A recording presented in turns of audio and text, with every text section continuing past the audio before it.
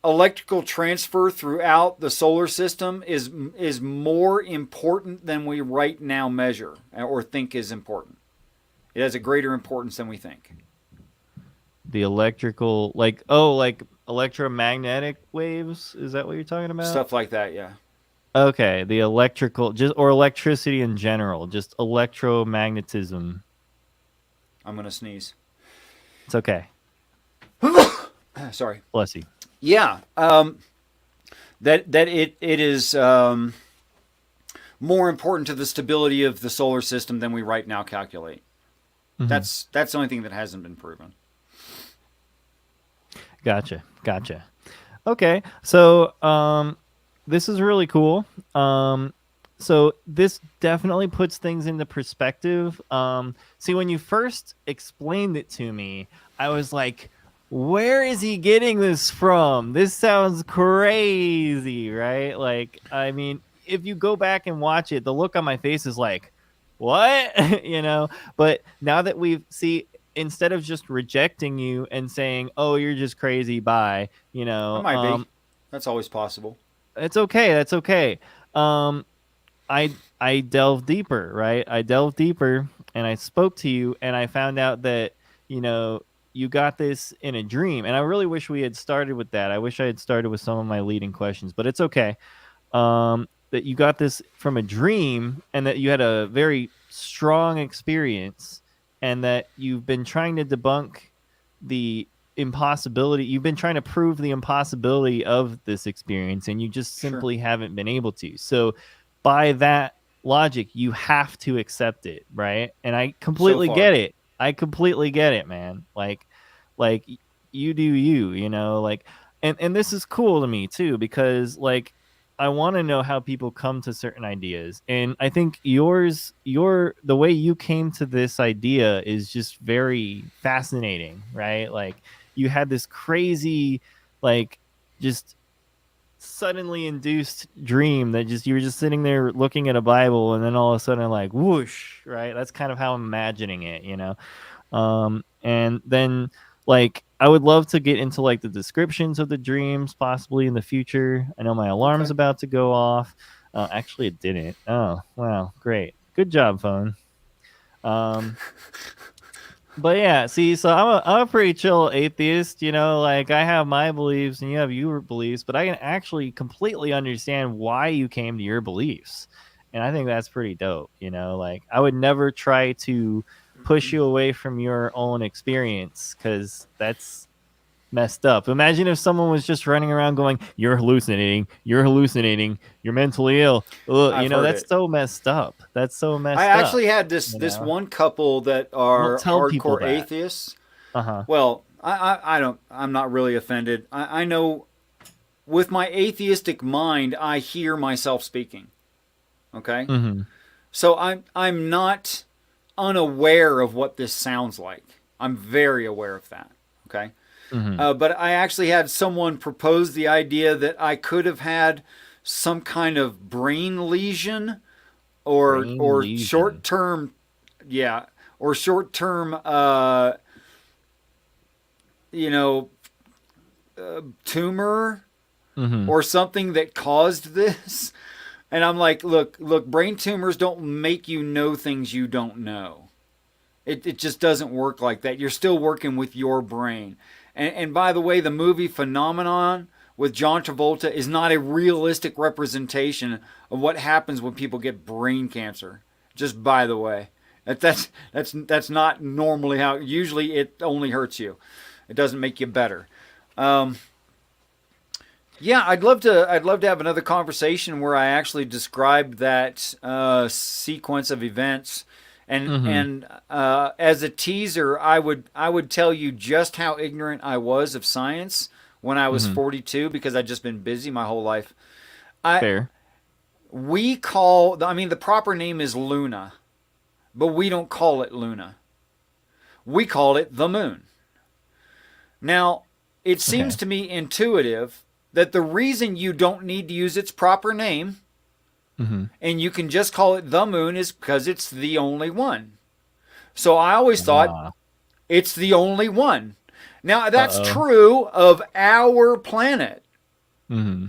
But I thought it was true everywhere. Oh no. That's okay. Because I had never It's heard okay. a different moon mentioned. Interesting. So I thought there was one moon in our solar system.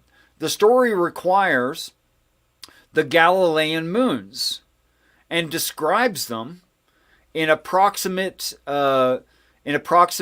distance from Jupiter, and in coloration, and in relative size.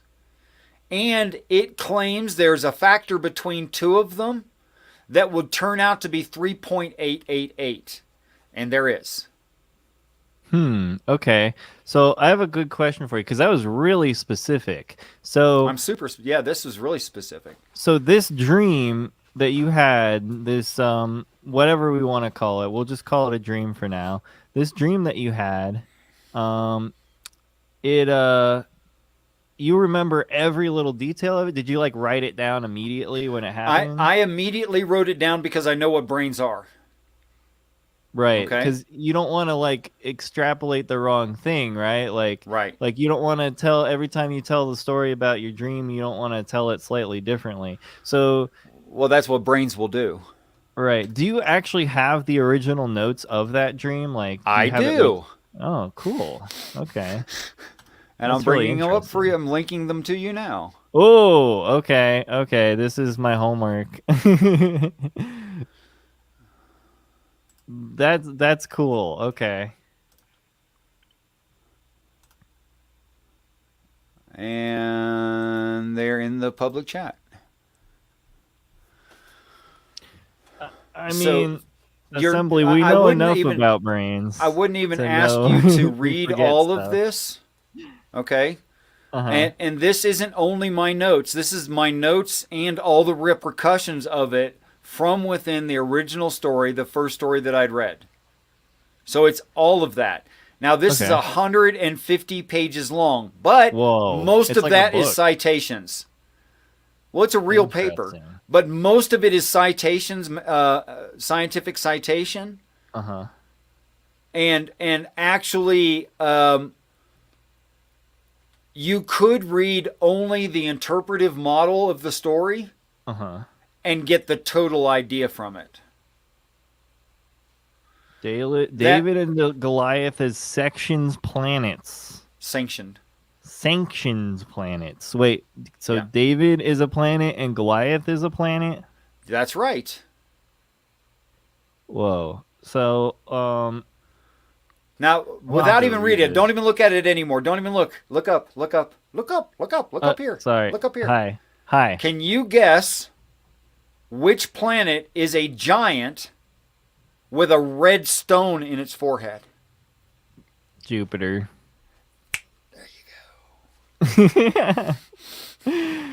But the issue I have with that is it feels like it's just kind of pattern seeking, you know? Like we could say that Could have been. Neptune has a big, what is it, Uranus or Neptune has a big dot on its head too. So why wasn't Sure. it that one, you know? Because, first of all, it's not the fifth one out.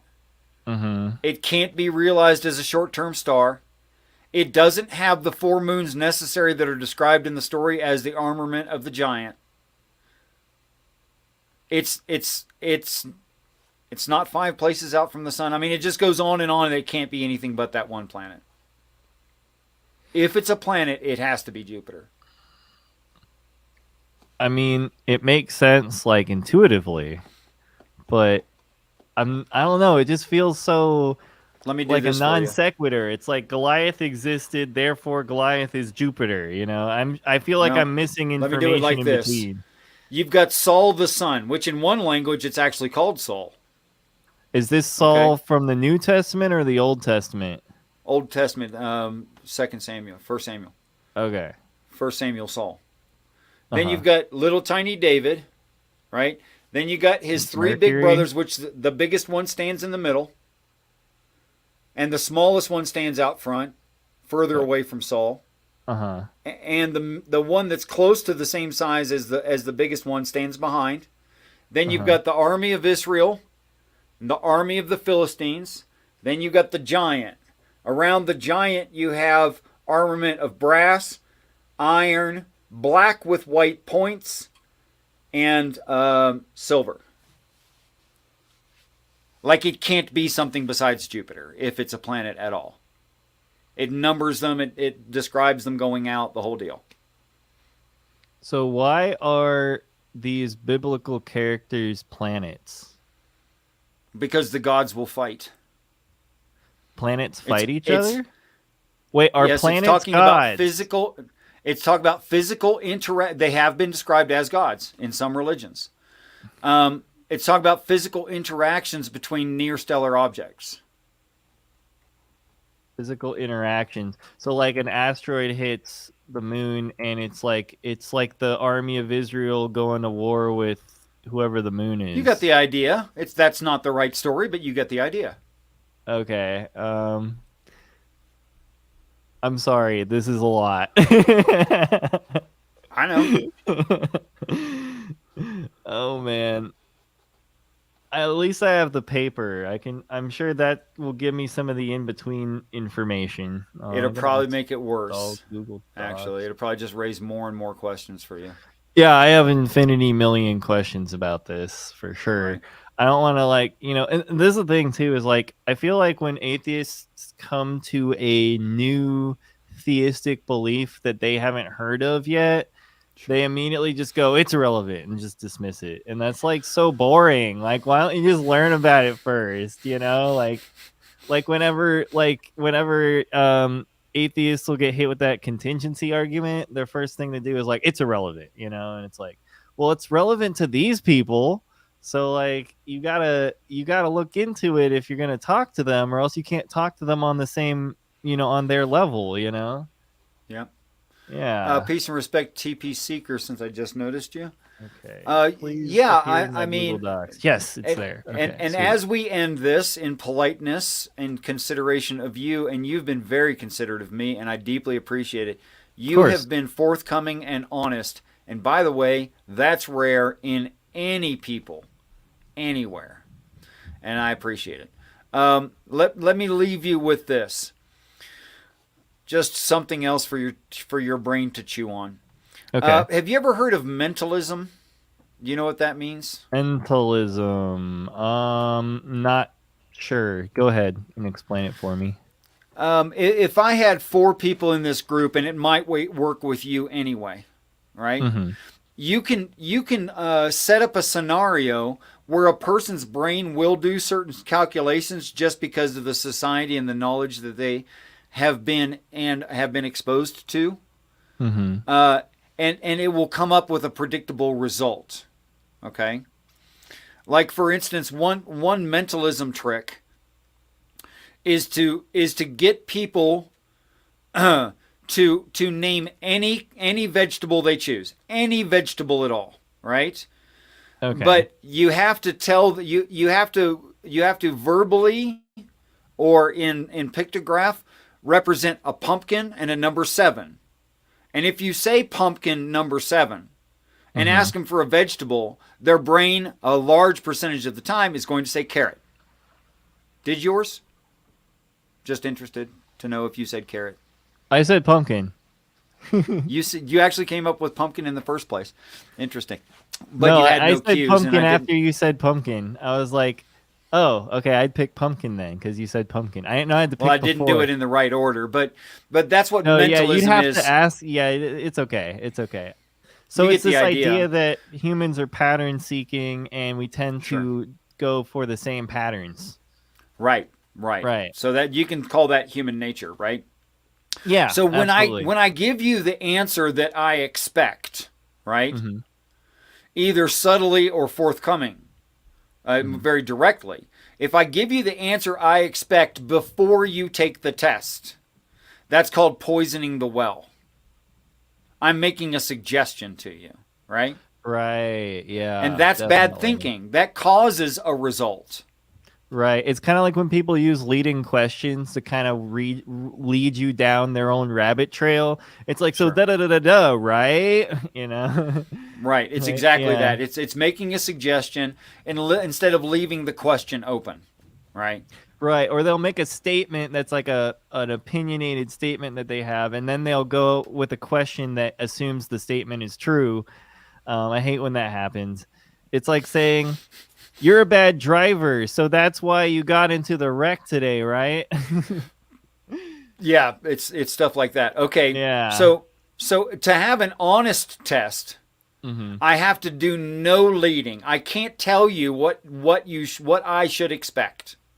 Does that make sense? Mm-hmm. Mm-hmm. Okay. When you perform any scientific experiment, part of the setup is the result of the last scientist. Yeah. Yeah. That's poisoning the well.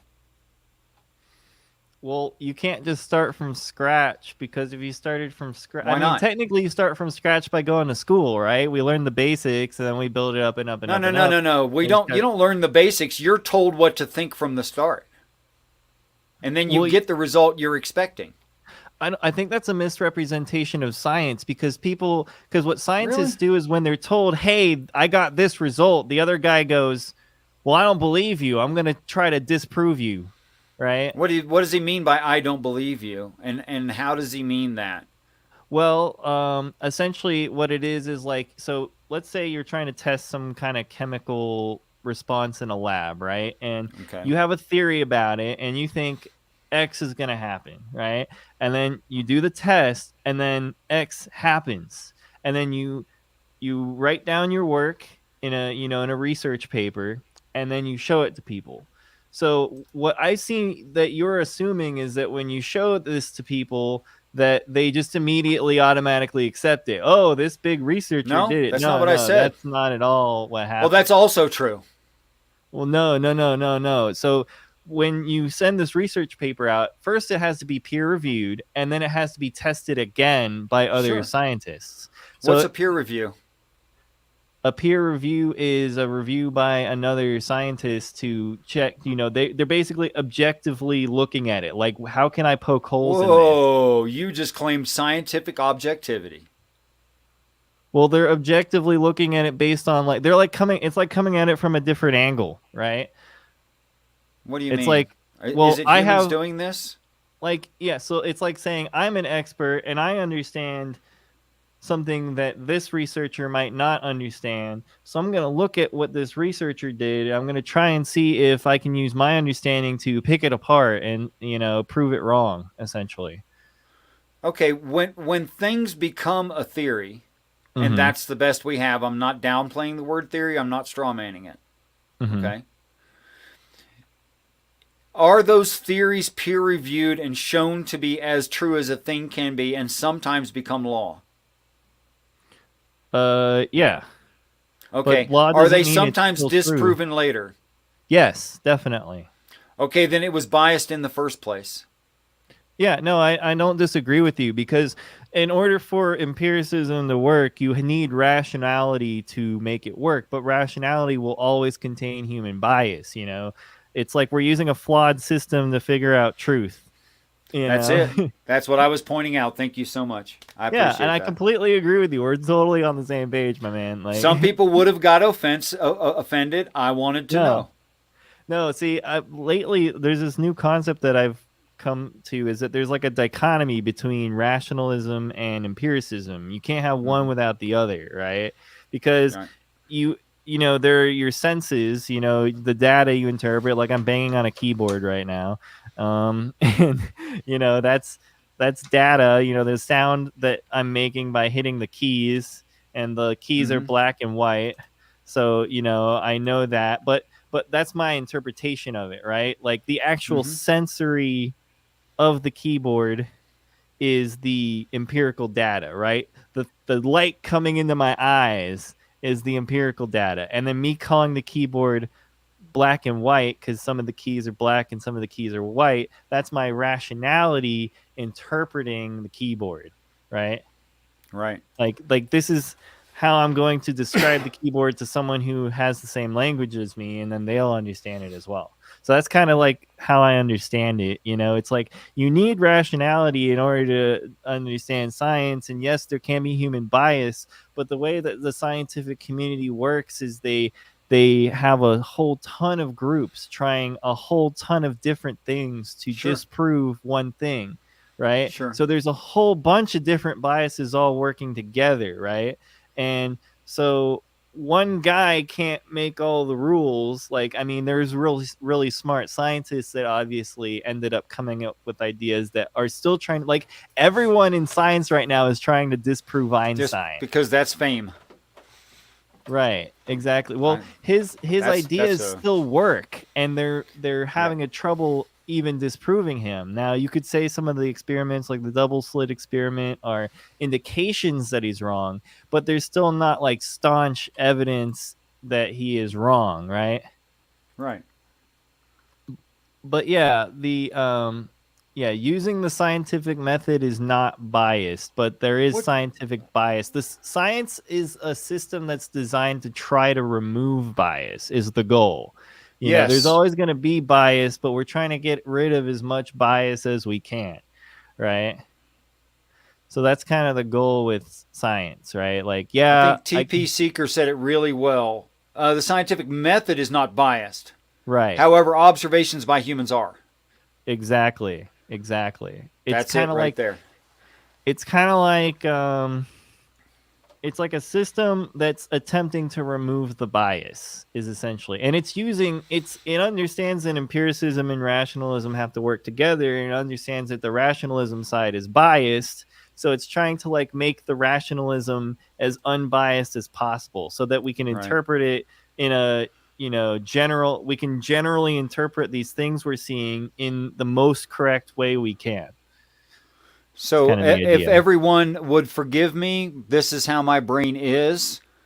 You all did very well in this provocative test I've thrown at you suddenly and without warning. Uh-huh.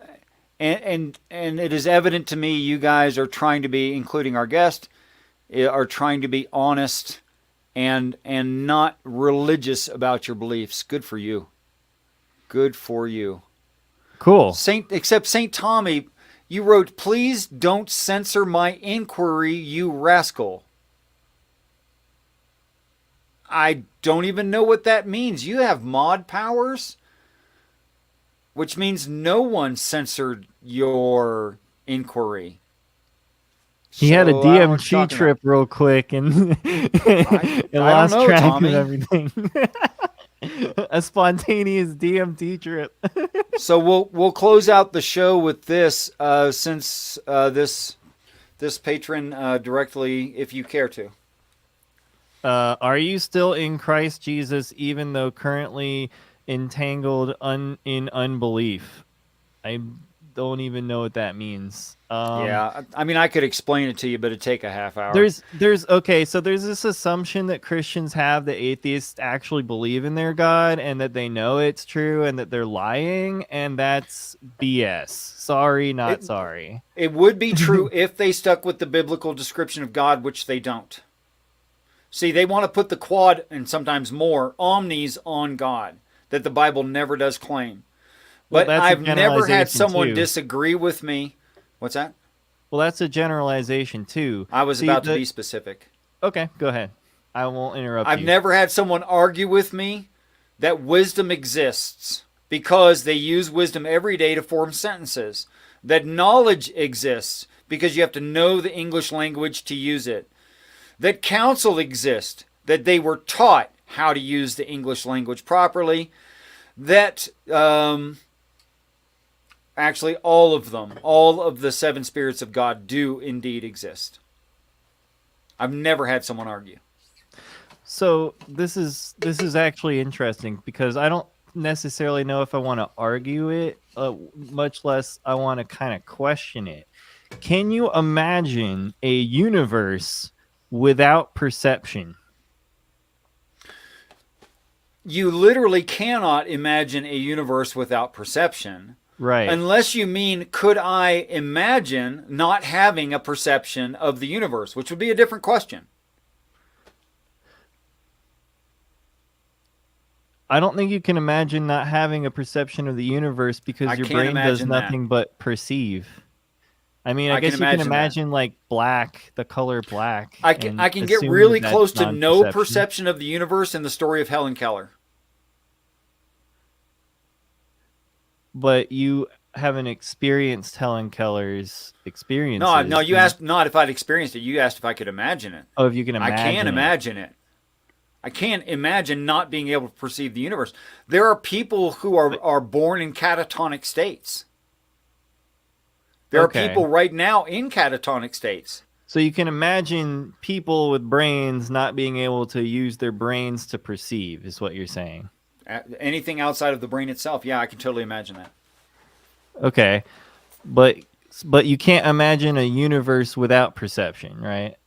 Without can't- imagine I perception. I can't even conceive of the universe without perception. Okay. Is it possible? I don't think it's possible. Why don't you think it's possible? Not to conceive it, not the conception of it, but could it be possible? Like, whether you can comprehend it or not. I hit him with a good one, guys. No, I think technically it's impossible. You can't say Technically. something like universe without perceiving.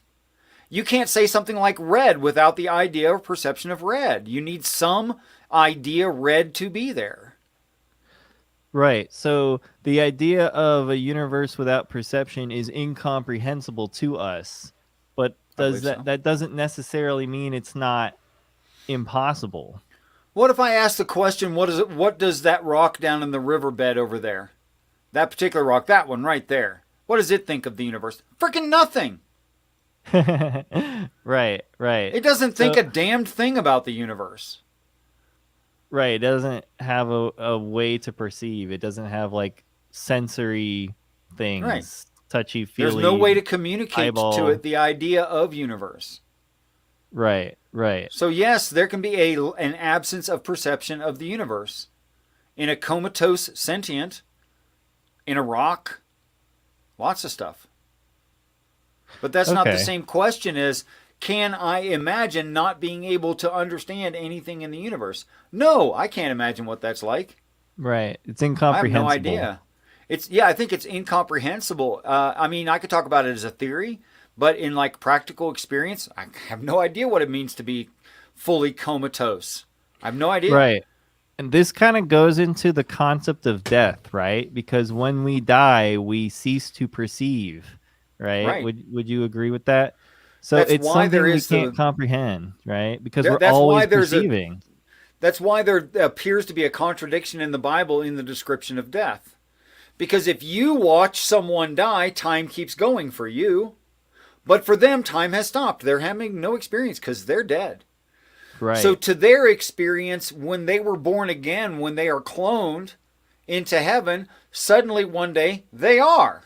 And there was no time between those two. They could have Right. died 10,000 years ago. When they're cloned and they have experience again, there's no time passed. Now for the history of the planet, for societies, 10,000 years passed, but not for that individual. So it says both because both are true. You should really either play the game Soma or like watch like a review of it or like a description of it, because it goes into that concept hard about the whole idea of like a copy of you existing, you know? Right. Like, yes, you yourself will cease to exist, but yeah, your clone might suddenly I kind feel of like, already did "Whoa, this I just research welcome to by heaven." I watched You know? Jet Li's The One. So I'm already a master on this topic. I get it. Oh, okay. Maybe it goes into the same concepts as Soma. I've never seen that one. I've watched a couple Jet Li's, but I don't think I don't want to spoil it, but I can give a foundational idea, the premise of the movie. Multiverse theory, travel between multiverse. There's say 500 multiverse, and the energy of one of you is split between all 500 editions of you. Oh, so it's if you eliminate one of them, all the rest become more powerful. Ah, okay. It's because like there's one amount of energy to a human, but it's split up into 500 parts. It's just like Everything Everywhere All at Once. Have you seen that movie? It's the same Nope. concept. Oh, you should see it. You would like it. It goes Everything, into everywhere, multiverse. all at once. It's like B theory of time multiverse, right? It's kind of like this idea that we exist in infinite universes, Okay. and that we can somehow obtain either the awareness of those other universes or obtain like abilities from that universe by doing Okay. bizarre, unintuitive things. Um, so Which is like if good you pick because up we a don't naturally do them. like if you exactly, it's things you don't naturally do, and if you do it, suddenly you get linked onto this other universe and you gain like this power essentially. But then it gets more profound because there's a character in it that exists in every universe at the same time, and their philosophy in life is really, really, really crazy and interesting, and they're kind of a nihilist, but you just got to watch it. You just got to watch it. It's really fascinating. Well, it's um probably not going to be as interesting as you've been, but I thank you for your time, sincerely. oh, thank you. No problem, guys. I really appreciate the conversation. I hope I wasn't too mean or angry or anything. I'm not the angry atheist that y'all were expecting. I hope I wasn't, at least. There's people fulfilling that role. You don't have to. Yeah, I don't want to be that guy. I'm not going to be that guy. I mean, if you get me passionate enough, maybe I'll sound angry, but I won't. It's not like a personal thing. It's just, attack the idea, not the person. Right? There you go. There you go. Hmm. All right. Well, thank you for your honesty, your attendance, and let's do this again sometime as soon as you can. Yeah, let's do it again. I'll just, I got your email. I'll email you and we'll do this again. This was awesome. I appreciate everybody in the chat. Um, I haven't been able to read too much, but yeah, it was great. I really appreciate your time. They liked you a lot. They had a There's lot my of positive alarm. things to say. There goes the alarm. Okay, thank you very much, Natheist. Thank you, everyone in Yeah. the side chat. Anyone who might watch this in the future, please make comments below. If you guys would vote on the, I know, you've heard it a million friggin' times. Before you go, I'd appreciate it if you did because blah, blah, blah, and I think I'm saying something that matters and blah, blah, blah. Okay, great. All right. Thank you all very much. Till next time, I want you all to know that I truly look forward to the day that we're all great friends. And I do mean all of us. Mm-hmm. Peace. Deuces. Deuces.